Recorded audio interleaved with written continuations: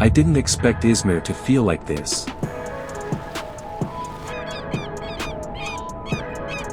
After Istanbul, the noise, the crowds, the constant movement, I thought Turkey was going to stay intense the whole way through.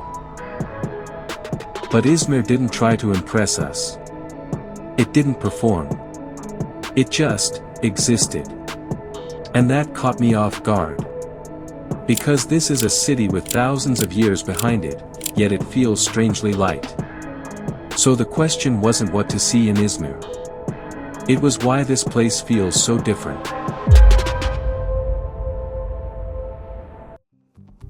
After the history-filled journey through Istanbul, our next destination welcomed us with warm breezes, blue skies, and an unmistakable Mediterranean charm, Izmir, the beautiful jewel of the Aegean coast. As our plane descended, first thing I noticed was space. Open sky. Open water. A city stretched along the coast instead of stacked on itself. From above, Izmir looked calm, almost ordinary. Where Istanbul was historic and grand, Izmir felt relaxed, coastal, and effortlessly graceful. This place has been lived in for over 8,500 years. Greeks, Romans, Ottomans. Empires came, ruled, and disappeared. But Izmir doesn't feel like a museum. History here isn't fenced off or overly explained. It's just layered underneath everyday life. People drink tea where philosophers once walked. Cars pass over ancient foundations. And nobody makes a big deal out of it. That quiet confidence is rare. Everything felt calm, easygoing, and refreshing, exactly what we needed after the intense historical immersion of Istanbul. Our day began with a walk along the iconic Kordon, Izmir's scenic waterfront. The smell of the sea, the sound of waves, and the cool air created a cinematic opening for our journey. Locals jogged along the path, families enjoyed tea by the water, and young people rode bicycles past us, waving and smiling. The energy here was soft yet alive. This city doesn't rush. It breathes, and invites you to breathe with it.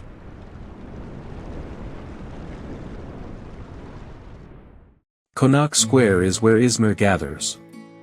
Ferries coming in. Buses stopping. People crossing without ceremony.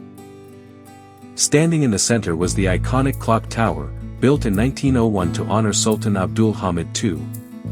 This elegant Ottoman structure, with its delicate carvings and perfect symmetry, is one of the most photographed landmarks in Turkey.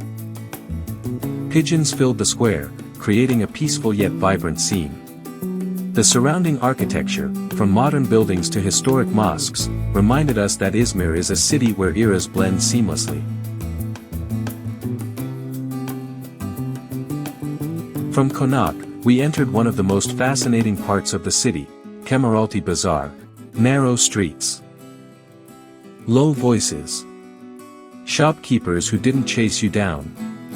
Spices. Leather. Tea glasses clinking somewhere behind the stalls. It wasn't polished. And that made it honest. This is where Izmir stops being scenic and starts being real. This bazaar wasn't chaotic like Istanbul's Grand Bazaar, it was more intimate, friendly, and surprisingly calm.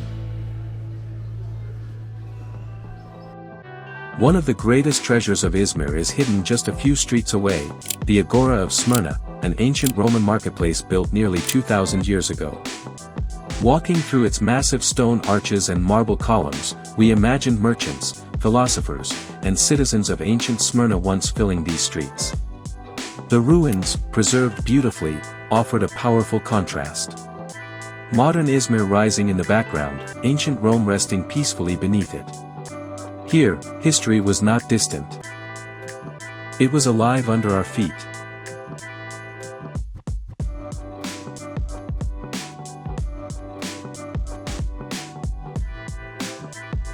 As midday arrived, we sat down to enjoy Izmir's signature Aegean cuisine. Unlike the rich, heavy flavors of Eastern Turkey. Aegean food is light, refreshing, and full of herbs. We tasted boyaz, a flaky pastry unique to Izmir. Kumru, a local sandwich filled with cheese and sukak. Fresh fish with lemon. Local meze dishes prepared with olive oil. Eating by the sea didn't feel like a highlight. It felt normal. And somehow, that made it better.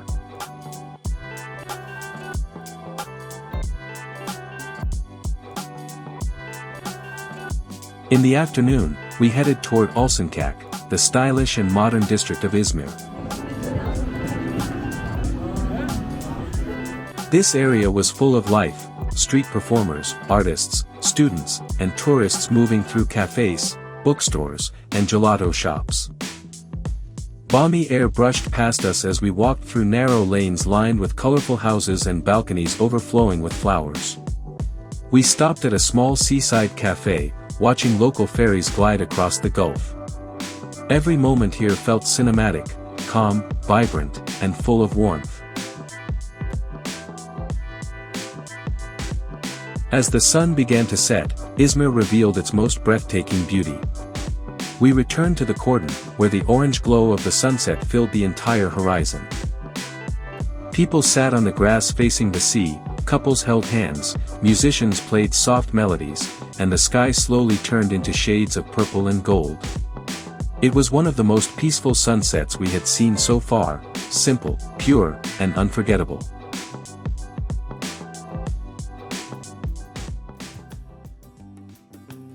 Our day in Izmir ended with a sense of serenity.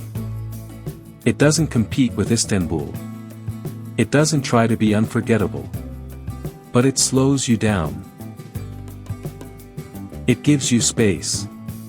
And it leaves you lighter than when you arrived. As we prepared for the next chapter of our journey, we carried with us the calm of the Aegean breeze and the timeless charm of this beautiful coastal city.